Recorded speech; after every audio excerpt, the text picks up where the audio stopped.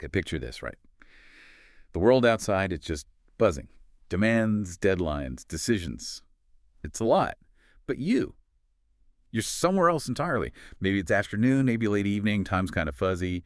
You're under the covers, phone screen glowing, just scrolling endlessly. Not really sleeping, not properly resting either, just sort of existing, floating.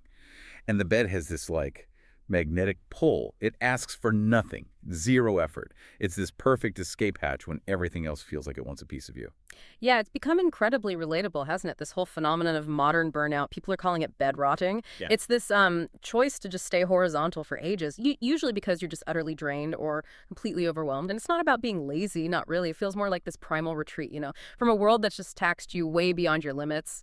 Okay, let's unpack that right away, because here's the real kicker, the thing that makes it so tough to tackle. For anyone who's deep in that burnout or depression or just chronic overwhelm, that bed, it feels genuinely good. It's immediate relief. It feels safe. And because it feels so comforting inside, any advice from outside, like just get up, feels, well, almost offensive sometimes. Exactly. And that internal resistance, that feeling of you don't understand, that's what we really need to navigate past. We have to draw a line between real healing recovery and this kind of slow, passive retreat that's actually secretly making your mental health worse.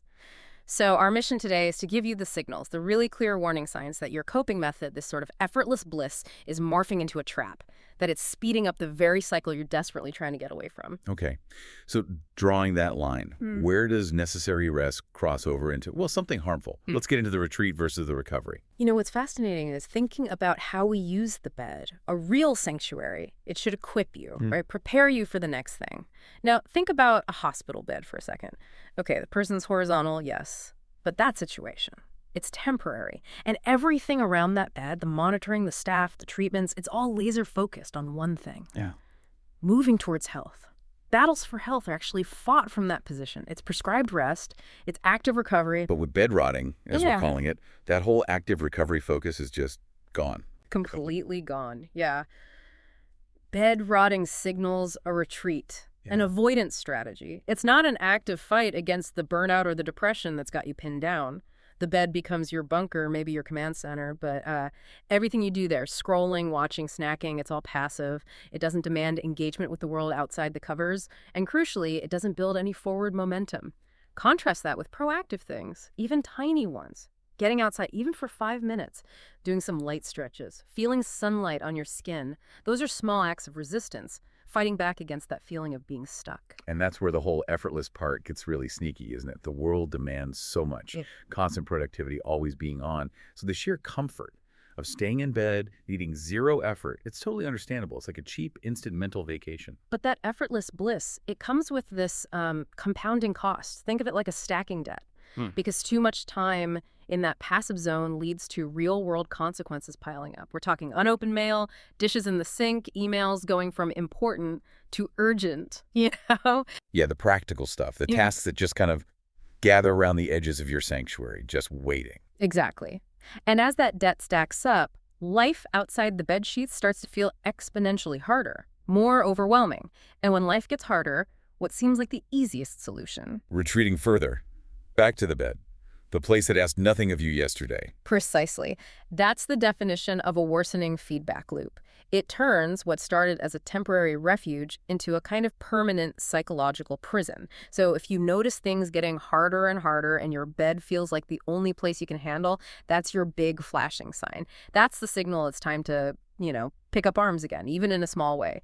Find that little act of resistance. Okay, so moving from that external pileup, the stacking debt, let's talk about the internal cost. Which brings us to sign number 2. This retreat is actually making you more anxious. Right, the feeling of being unable to act, just watching that debt grow. It inevitably breeds this sense of hopelessness. And hopelessness, that very quickly curdles into fear and anxiety. Procrastination anxiety is one thing. We all feel it sometimes.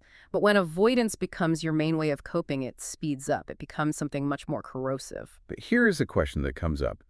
When you're lying there maybe worrying about the 50 things you should be doing, is that just normal worry? Or is it something specific that's really locking you down? It's often something, well, much more potent. There was a study back in 2017 that really helped clarify this difference. They found the key psychological thing trapping people wasn't just standard worry, thinking about a future task. It was rumination. Rumination is different. It's like repeatedly chewing over the danger, the potential failure, the absolute catastrophe linked to whatever it is you haven't done. Ah, okay. So it's not just, oh, I need to do my taxes. It's more like, if I don't do my taxes, I'll get audited, I'll lose everything, it proves I'm a total failure, my life will collapse. It's that catastrophic, self-punishing internal story. Exactly right. And when you inflate the consequences like that through rumination, you create this massive perceived threat. And faced with that kind of threat, a complete physical shutdown, hiding away in bed, starts to feel almost like a logical act of self-defense. The bed becomes the only safe bunker, away from the imagined dangers lurking in your catastrophic to-do list. Okay, so if rumination is the anchor weighing us down, what's the actual strategy? How do you break free from the bed and disrupt that anxiety loop? Because, if you're truly burnt out, the idea of finishing any big task feels impossible, paralyzing. And that's the barrier we have to get around. The strategy is kind of counterintuitive. You have to abandon the goal of finishing anything, seriously.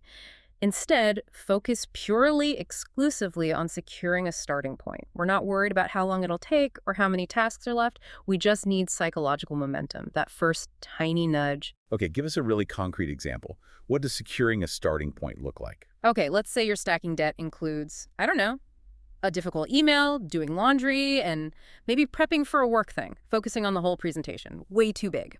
But the starting point for the email, maybe just opening your laptop? Or just typing hello in the draft for the laundry. The starting point is literally standing up and putting one sock in the hamper.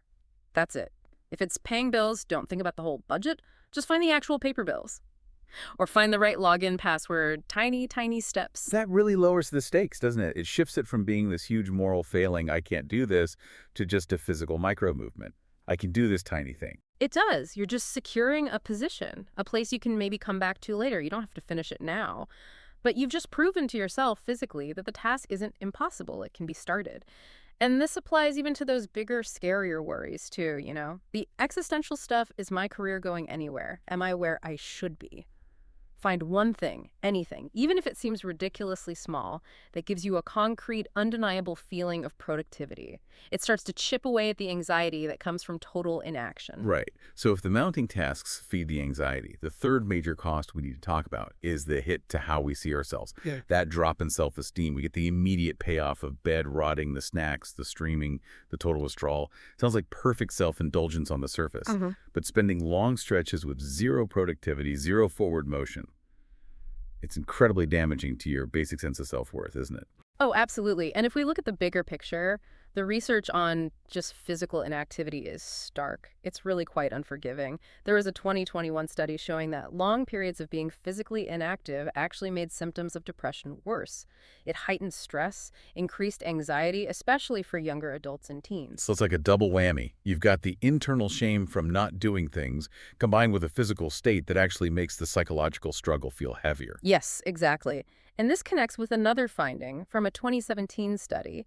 It found that students who were not just physically active, but also actively working towards their goals, they reported much higher self-esteem, more resilience than students who weren't doing either. The simple act of striving, even if progress feels tiny, seems crucial for our sense of capability. That really hits on the counterintuitive truth of burnout, doesn't it? Your mind, your body, they feel exhausted, lethargic. They seem to be screaming for constant rest, stillness. But giving them exactly what they think they want, more rest, more stillness, often ends up hurting you more in the long run. It's like self-sabotage dressed up as self-care. It really is. The body seems to interpret that prolonged stillness not as recovery, but almost as continued sickness. So the solution here has to involve a bit of tough love, but not the punishing kind. The goal isn't to suddenly leap out of bed and hit peak performance. That's setting yourself up for failure. Okay, but if I'm so burnt out, I feel practically glued to the mattress. Even the idea of, say, 10 minutes of light exercise feels overwhelming, like just another thing I'll fail at. How do you get past that immediate mental block? We manage it by changing the goal entirely. The goal isn't exercise or fitness. The goal is just presence, movement. Can you force yourself to just walk around your room for 2 minutes? Not 10, just 2. Or maybe commit to 5 minutes of simple stretching. The point isn't about heart rate or calories. It's about giving your brain and body undeniable physical proof that you still have the power to choose movement over being completely static. So that small act starts to rebuild that sense of, what do you call it, inner fortitude. Yes, that feeling of capability. It's not going to instantly cure depression, obviously not.